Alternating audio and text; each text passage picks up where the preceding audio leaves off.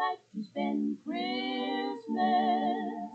on Christmas Island? How'd you like to spend the holiday away across the sea? Hello world, this is Miss Kitty Reed. Happy Christmas in July. Today on Amish Book Club, my assistant Lainey and I will discuss A Christmas Engagement by Linda Byler.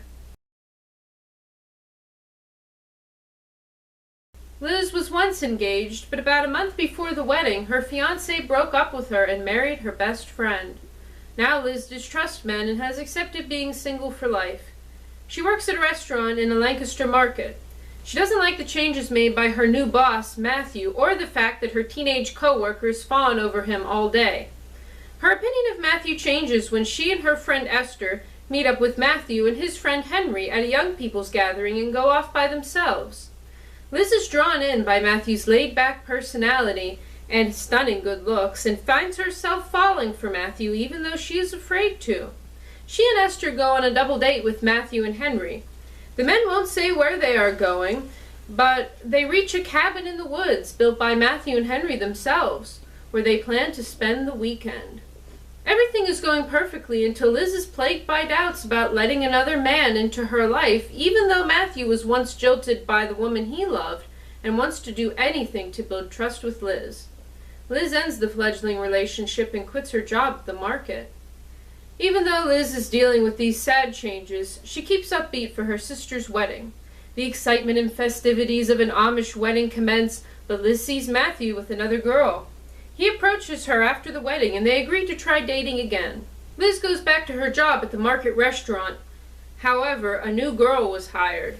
Miriam is perfect in every way, and Matthew doesn't talk much to Liz at work. She begins to suspect Matthew loves Miriam and decides to sacrifice her love for Matthew so he can be happy with Miriam. When Matthew comes over, she prepares to break up with him, but before she can, Matthew proposes. Liz is overjoyed and the couple agree to marry on Valentine's Day. It is nearing Christmas, giving them only a short time until the wedding. The wedding date approaches fast, but not even a snowstorm can stop Liz and Matthew from marrying. The ceremony is wonderful. Liz and Matthew move into their home and start a new life neither dreamed possible. The end. Linda Byler is Amish, and because of this, we get a view into the Amish life we just can't get with other authors. This book has much the same plot and even feel of other Amish fiction books, but details were added that give it a homey charm. The descriptions of 2 Amish weddings will delight any Amish fiction fan. The little details of life Linda Byler includes are just so perfect. Liz's mom stressing out over how to prepare for another wedding so soon, Liz's sister complaining about cleaning, the talk about who let food burn in the oven. You feel as if all these people, from Liz and Matthew to the background characters, could walk off the page and be right at home in the real world as your friends and neighbors. We get some really special details about Amish life, like how at the end of the book, Esther tells Liz she is moving to Mexico to be a teacher with a group of Old Colony Mennonites. There are groups of very conservative Mennonites in Mexico and Belize, and their standards of education have slipped. So Amish girls from America are brought in as teachers. For Liz's wedding, a generator-powered freezer in a shed was brought in to store enough food for 400 guests. I had no idea this was done.